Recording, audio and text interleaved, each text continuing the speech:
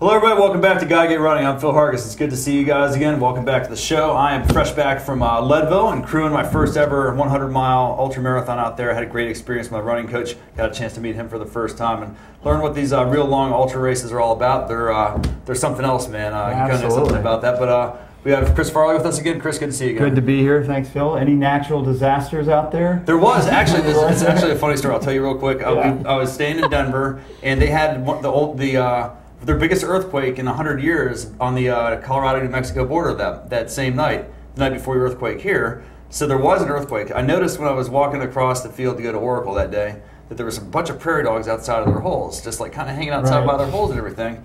And then, I didn't really think much of it. I was actually kind of scared of them. Then the next day we walked back at the exact same time, all the prairie dogs were gone. Wow. So I think they knew something was up. What was going on. Well, and there was an earthquake here. Yeah, well, there was an earthquake. While this is being taped, we're in between an earthquake and then a hurricane. We're out here by the Wilson Bridge waiting for a hurricane to come. Right. We're going to ride it out right here. And that's what we're going to talk about today. We're very happy to be joined by the event director, Steve Nearman, who owns and operates the Wilson Bridge Half Marathon, and Kathy Dalby, who's the race director. Welcome, guys. Thank you. Thanks for having us.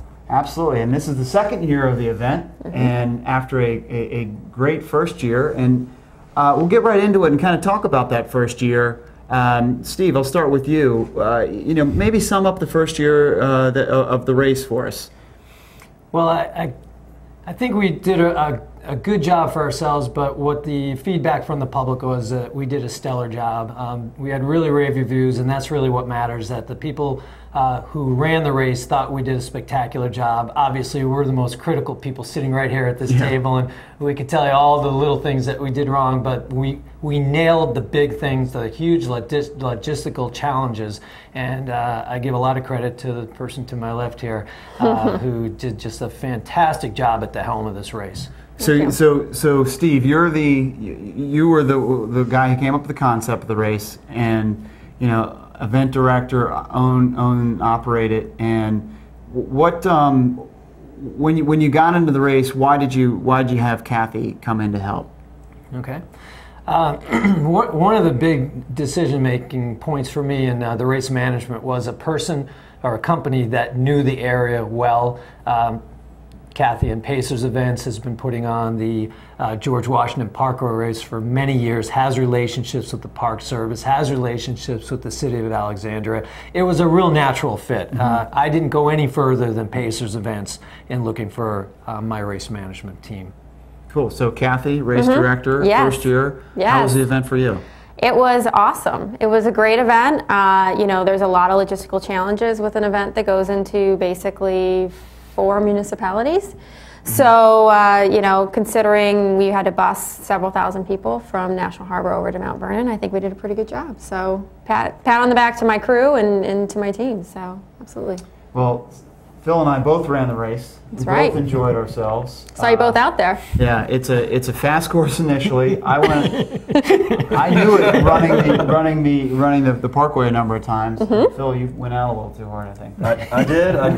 No, my co-host here didn't warn me about the downhill. He's like, just go after me. So I went after a little bit downhill, but it got a very nice extended tour of the Inner Harbor once I got down there. And the course takes you from. Why don't you explain the course for us, Kathy? Sure. So you start at Mount Vernon Estates, which is just gorgeous, especially in the fall.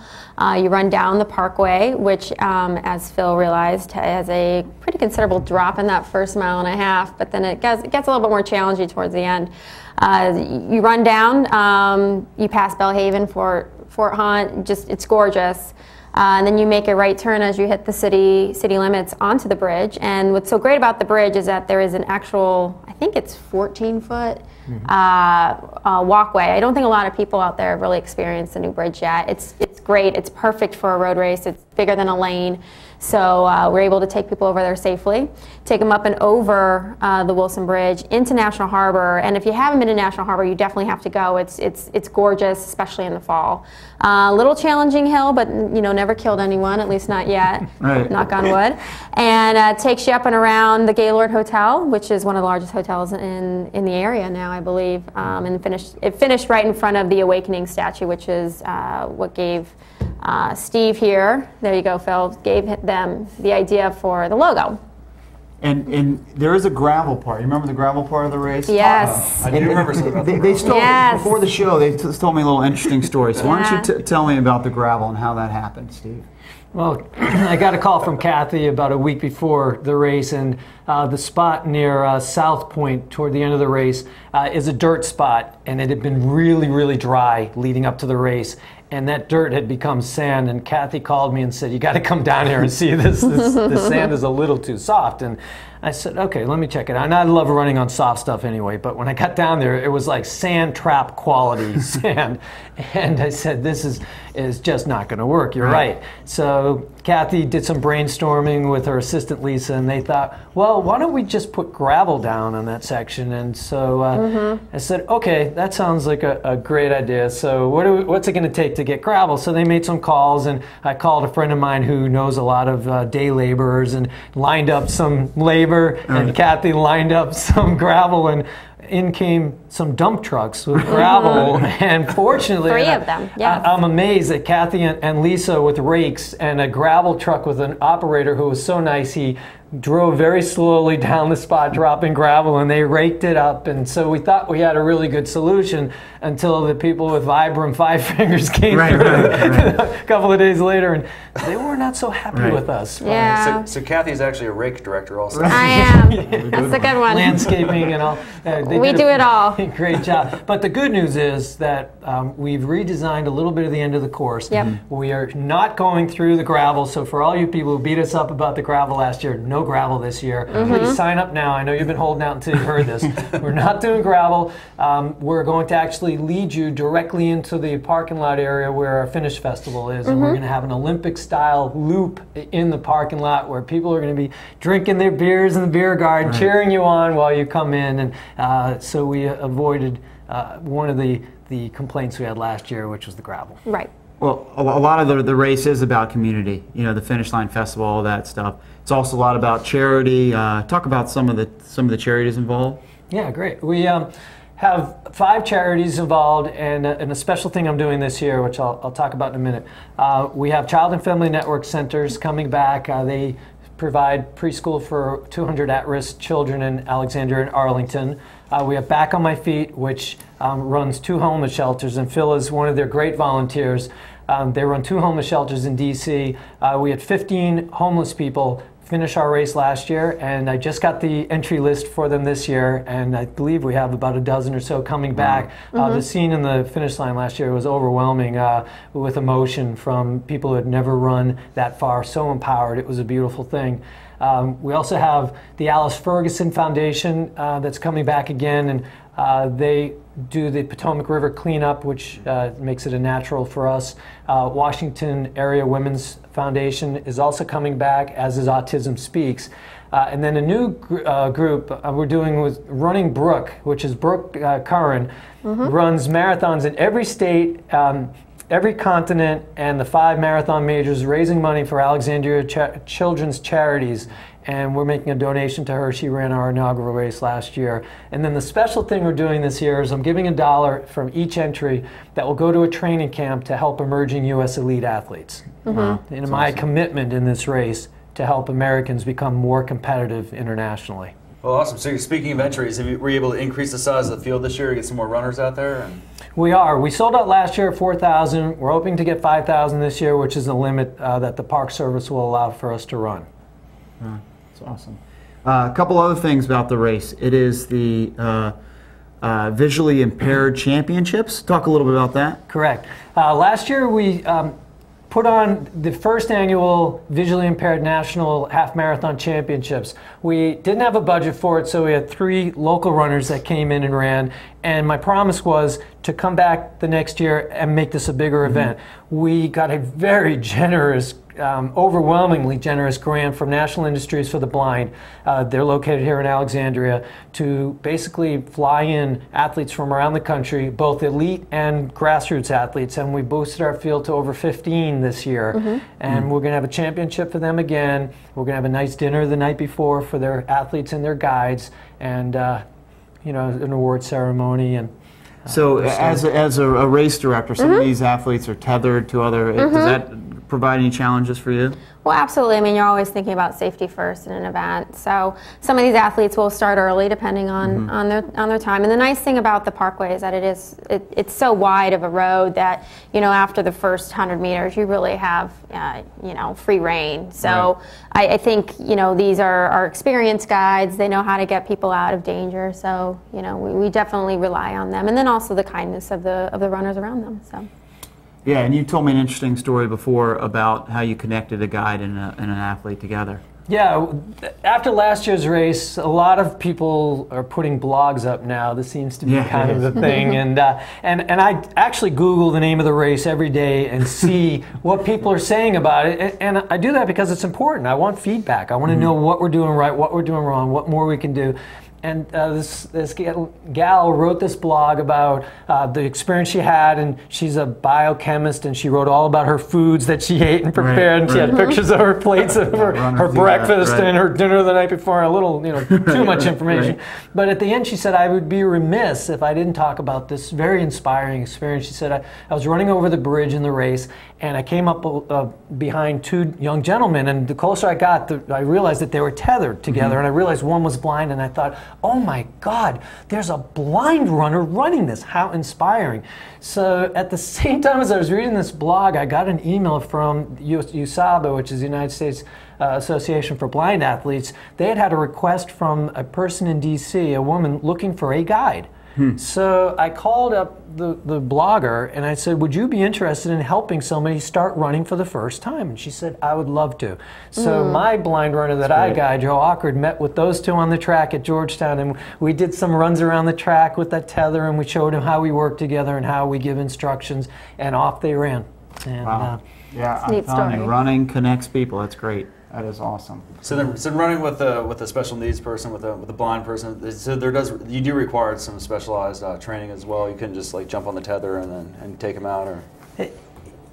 It's important to learn some of the key things. And again, as you were saying before, safety is number one, and that's why being an event director and being a guide is good for our blind athletes, because I know what to look for. And yeah, there are certain things you need to communicate to a runner.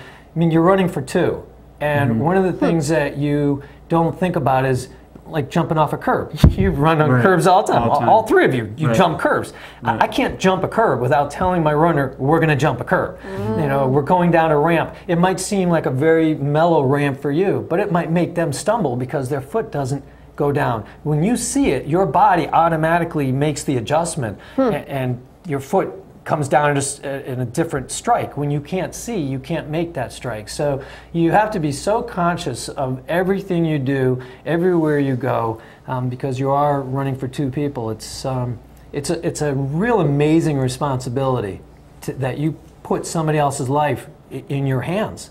You know, you could cross the street, they could get hit by a car. So it's and we know that's something that Steve's been heavily involved in for a while with Joe and everything too.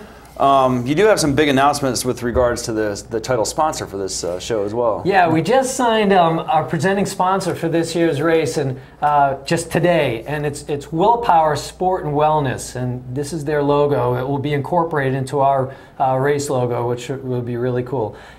This is a man named Will Bailey, who's in the plans now to build a wellness center in National Harbor, and his big thing is change of lifestyle, how to, not in the short term, but to change lifestyle for the long term, to have better habits, wellness, fitness, and sport. And he's a very passionate guy. He's an air traffic controller at night and a fitness promoter during the day. Really interesting man. Well, I'm sure they're going to be heavily involved in the event. And you have any other surprises or new things for this year that you guys would want to talk about? Surprises. Any really fast runners coming to join the field this year, maybe? We do.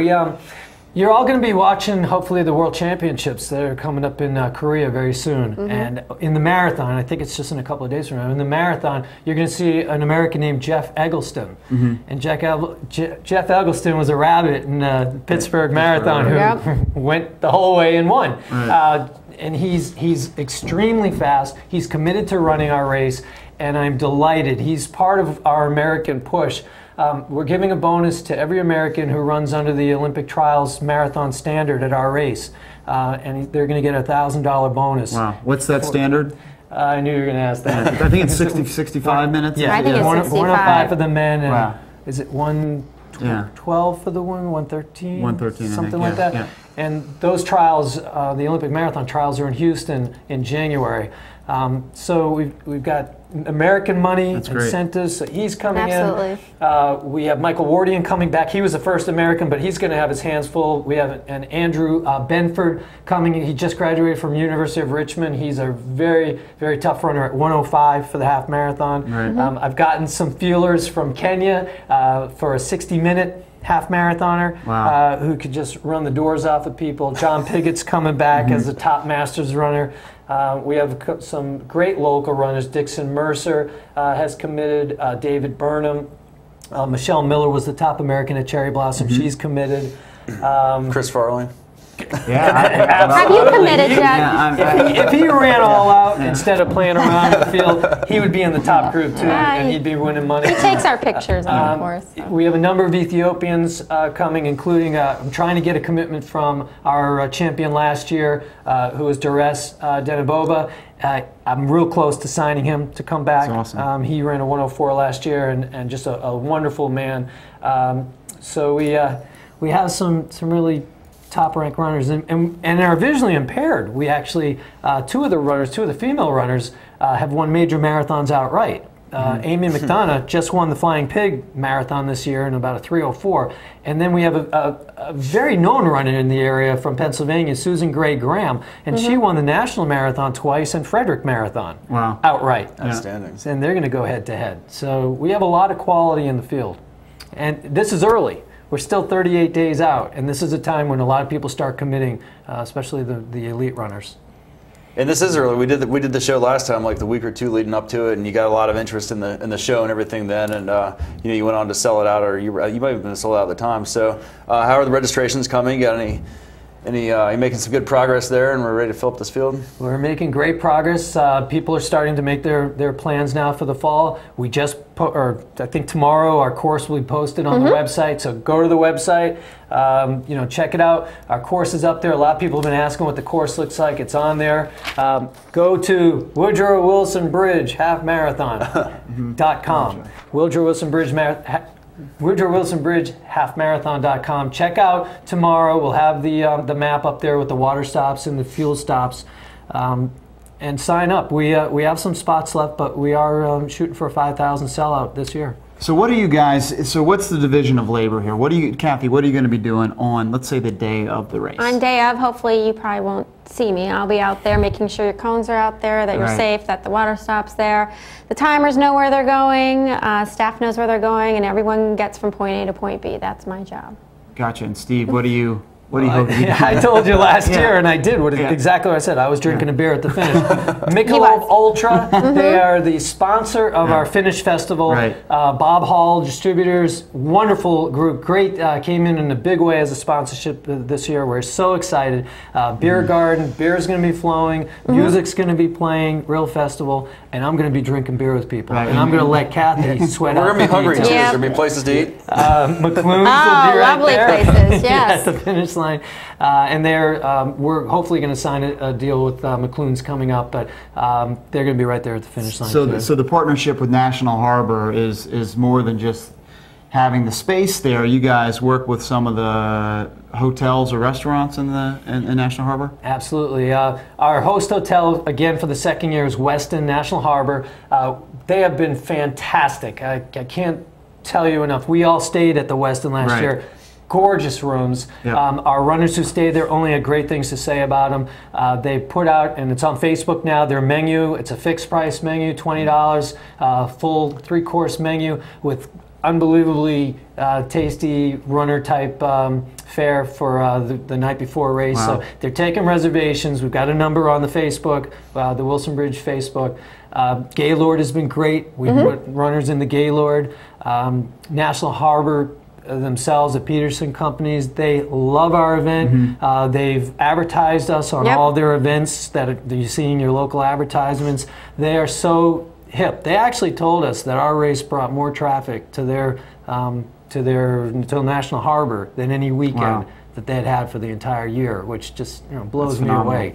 So we know they said they would love to have us as long as we do this race, and I'd love to sign a first Sunday in October for the next 10 years. I would love to do it. So you guys, so we're all finishing in National Harbor. How do we get to Mount Vernon? What's the process from getting from National Harbor to Mount Vernon? Obviously, we're going to run back and hopefully finish. Right. So you will drive your car over to National Harbor. We have 2,500 parking spots. It's going to be totally manned. You just kind of follow the car in front of you. And then you have complimentary buses, nice coaches that will take you from National Harbor to the start. At the start, you'll be able to hang out, relax, get ready for your race, and then run down to the finish and enjoy a beer, not too many, and then get into your car and drive back. So it's all contained, which is really nice. And then it's a great spot, too, if you have spectators coming. They can come after the rush and kind of hang out. So there's a lot to do at National Harbor. Right, and Mount Vernon's a great spot for it's beautiful.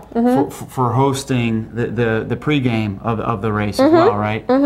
Yeah, so we'll have some food up there, some water, some kind of pre-race beverages like we've done in the past, and people kind of get up there, they get their nerves shaken out, and then they wait for the gun and go.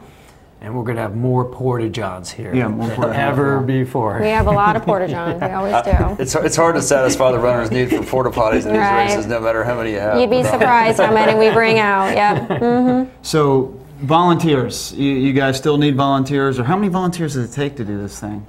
Well, we take, usually somewhere in the neighborhood of 200 to 250. Wow. But what's great is that we have some great charity groups that come on, and they bring, these water stops are stocked full of people, maybe 20, 25 people at each one. So, what's really nice about this course is that there's not a lot of turns, so you don't need a lot of manpower for that. So, really, we're looking for people who want to hang out in the finish line and help people celebrate their finish. Same timing format as everything. Everything's the same. 7:30 start. And the party goes till noon. You cannot have enough volunteers. Yeah. And we actually have volunteers in the race who are medical.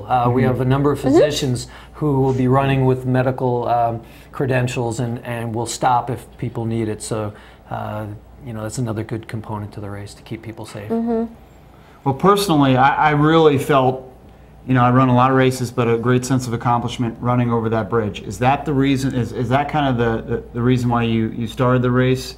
Tell the story about how the race came to the concept there. Yeah, and as you know, I've been a journalist covering the sport professionally for 30 years now, and from the first day when I worked for the Washington Post in 1982 and I covered big races like Marine Corps and the New York City Marathon, I thought, wow, somebody came up with this idea and look at what it is. And that was 82. Right. Now look at what things are now with these like 50,000 person races. And I said, someday I want to do something huge. And I waited and I waited, and I was on the chamber board, and the Alexandria Chamber Board, and the chamber is a sponsor of our race too, which is great. We love it. And they took us over to National Harbor by ferry to see the building of National Harbor back in 2007. And as we went under the bridge and they were hammering away at the bridge, and I looked up and I said, oh, it'd be awesome to run a race over that bridge. Nobody's done it before. So that Monday I called National Harbor and said, how would you like a race to end at National Harbor? And they're like, wow, that's the coolest idea. Well, we couldn't do it that year because they wouldn't let us run over the bridge. And so it turned out that there was an opportunity to run over the bike path when that opened. I believe that was June of '09. And in October of '09, I took a run over the bridge for the first time with my good friend Dave Watt from American Running Association. And it was, like you said, the most spectacular feeling when the plexiglass comes away and you're right there with the traffic and the monuments are right there, and there's National Harbor, and behind you is Alexandria Old Town. You feel like you're on the top of the world. It is just a very cool feeling. And I said, we've got to do a race here.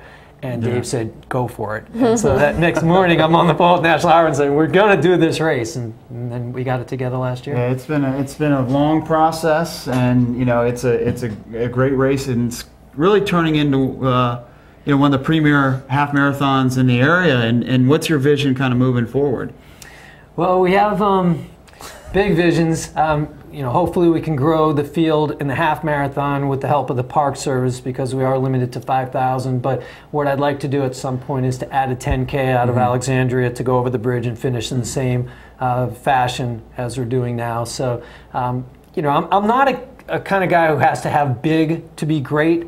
I believe in quality to be great. So even if we were just a 5,000 person race forever, we will be the best 5,000 person race that we can have, and people will want to come back and will sell out early because of that. I don't need to be a 50,000 person race. I wouldn't really want to manage a race that big. And you do, and when you're finishing that race, you do feel like a VIP. It's got the crowds on hitting you from both sides, and you just feel like a total rock star crossing that finish line. And then you get this beautiful, huge piece of hardware to put around your neck at the end of it. So. And this year, you're going to get the red carpet treatment. Joe Hadid Carpet, which is right here in Alexandria, is a sponsor, and we're going to put a carpet up right before the finish line. You're going to run over a red carpet before you finish. So, yes, you're getting the VIP treatment here. I got to get this guy to do sponsors for me, man. That's a great sponsor.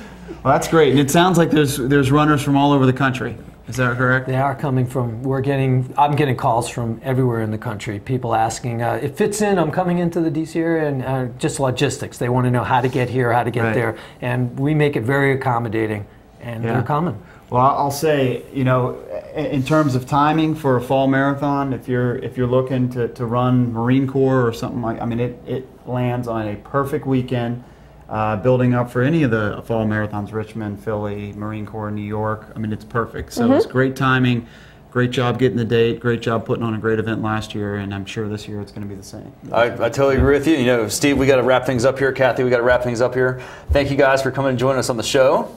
Well, thank you. Thanks for having us. Great to see you. We'll see you on October 2. We'll be out there. Do you have a different plan for this year's race? I know how to run the course now. What is I'll back off a little bit down the hill. I'm trying to draft in behind some people or something. There you go. Hit that bridge and then bomb it down the bridge. You do have a little bit longer to go after you get to that bridge than you might think. It's like, all right, I'm over the bridge. I'm going to see National Harbor. You still have like a good 3 or so miles to go from there. So you still have a ways to go. So don't start slow. Don't blow it early like I did last year. Thanks for reminding me of that one. But Steve, Kathy, thanks a lot for coming on the show. Thank you. You can get all the information you need for this on wilsonbridgehalf.com. We'll definitely have some information on gottagetrunning.com if you want to check out more about this race. It's a great one. Get out there, run it, have a good time with it. Guys, thanks a lot. Chris, good to see you again. Phil. And we'll see you guys next time on Gotta Get Running. Goodbye, everybody.